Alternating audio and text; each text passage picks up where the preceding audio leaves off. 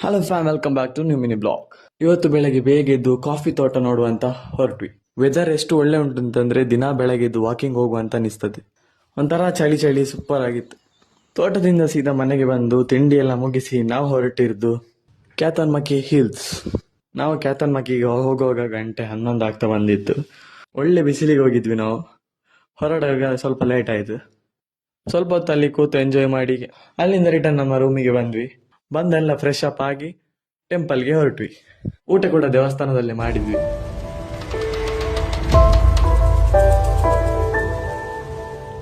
ರಾಣಿಜೇರಿಯಲ್ಲಿ sunset ನೋಡ್ಬೇಕಂತ ಸ್ವಲ್ಪ ಲೇಟೇ ಹೊರಟದ್ದು.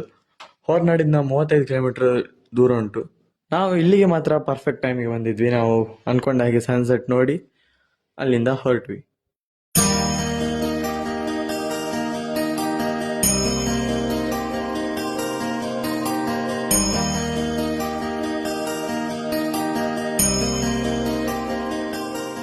Off roading ಮಾತ್ರ ಸೈಕ್ ಆಗಿತ್ತು.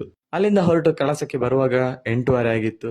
ಕಳಸದಲ್ಲಿ ಊಟ ಎಲ್ಲ ಮುಗಿಸಿ ಸೀದಾ ರೂಮಿಗೆ ಬಂದ್ವಿ. ಸ್ವಲ್ಪ ಎಡಿಟಿಂಗ್ ವರ್ಕ್ ಎಲ್ಲ ಇತ್ತು, ಅದೆಲ್ಲ ಅಲ್ಲಿ ಕಂಪ್ಲೀಟ್ ಮಾಡಿ ರೆಸ್ಟ್ ಮಾಡಿದ್ವಿ.